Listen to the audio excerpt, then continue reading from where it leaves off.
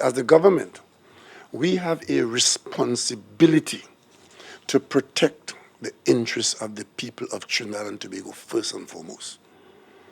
Whatever we feel about the people of Venezuela and their circumstance, our first and primary responsibility is to protect the interests of the people of Trinidad and Tobago. You look at the map of Northern South America, and Venezuela is a huge space. Trinidad and Tobago is a tiny dot in the mouth of the Orinoco River. Population-wise, we have 1.3 million people on these islands.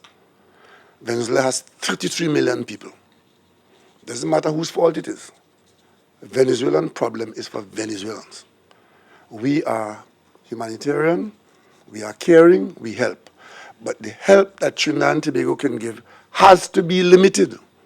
This little island cannot be the solution to millions or hundreds of thousands of migrants leaving Venezuela.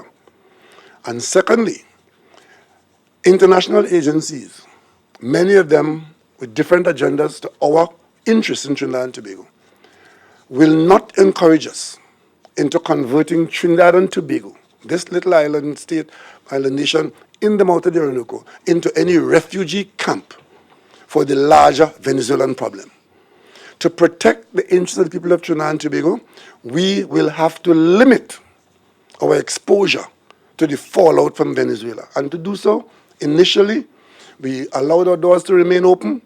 Venezuelans came here, could spend 90 days and go back, and that's been going on. And as things got a little worse, more of them came and we kept our doors open. But there comes a time when the volume and the presence of these migrants, economic migrants in Trinidad and Tobago, will threaten the quality of life of the people of Trinidad and Tobago. And it falls to us to protect ourselves from that. So therefore, the registration is one, to tell us how many are here, who they are, and where they are. That is to protect our interests. Now, in keeping our doors open, we're also keeping our eyes on how many people are coming into the country requiring sustenance. But more importantly, by keeping our doors open as wide as we had before, we are not naive. The criminal element saw opportunities. And if we don't manage our borders and keep our door sufficiently ajar to manage the flow through, then this new business of people choosing to enter the country other than the designated places to enter will overwhelm us.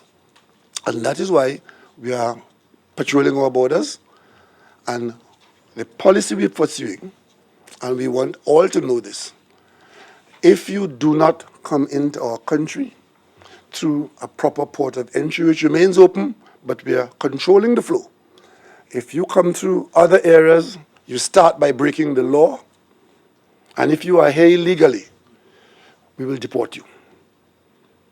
Tomorrow morning, I meet with the National Security Council, and the instructions to protect the people of Trinidad and Tobago will evolve to them. We can't just go and say we're protecting our borders and then pick up 200 people, bring them from the border, and let them go in the street. Not doing that. And those who are trading in that business of human trafficking will find no aid and succor in Trinidad and Tobago. And if we identify you, you'll be prosecuted. And those who choose not to go through the ports of entry,